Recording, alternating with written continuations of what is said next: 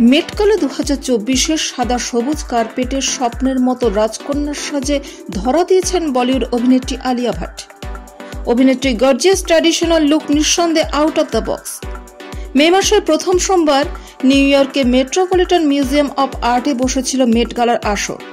Hollywood এবং বলিউডের অনেক তারকা হাজির হয়েছেন এই অনুষ্ঠান আরো উজ্জ্বল হয়ে ওঠে তারকাদের ঝলমলে সাজে।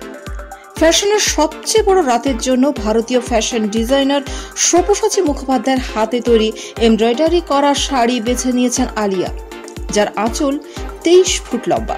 মেট গালায় এটি ছিল আলিয়া ভাটের দ্বিতীয় উপস্থিতি। 2023 সালে মেট্রোপলিটন মিউজিয়াম অব আর্টের আইকনিক সিঁড়িতে প্রথমবার পা রাখেন, তবে এই প্রথম তিনি এলেন শাড়িতে। আনাইত আশরাফ আজজানিয়া স্টাইল করা সব্যসাচীর তৈরি এই শাড়িতে রয়েছে 23 ফুট লম্বা এমব্রয়ডারি করা একটি আঁচল, যা তৈরি করতে সময় লেগেছে 1965 ঘন্টা।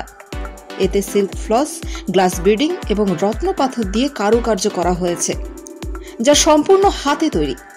সঙ্গে রয়েছে গোলাপি এবং সবুজ রঙের ফুল, পুঁতির ট্যাসেল। এগুলো কিন্তু হাতেরই কাজ। 163 জন শিল্পীর অক্লান্ত পরিশ্রমের ফল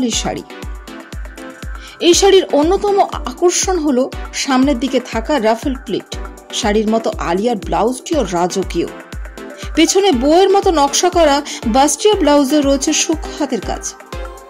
শাড়ি পরা একাধিক ছবি সোশ্যাল মিডিয়ায় পাতায় শেয়ার করেছেন আলিয়া। অভিনেত্রী ক্রুণাল ঠাকুর আলিয়ার ছবিতে প্রশংসা করে লিখেছেন, রানীর সঙ্গে জুড়েছেন লাল হৃদয়ের ইমোজি।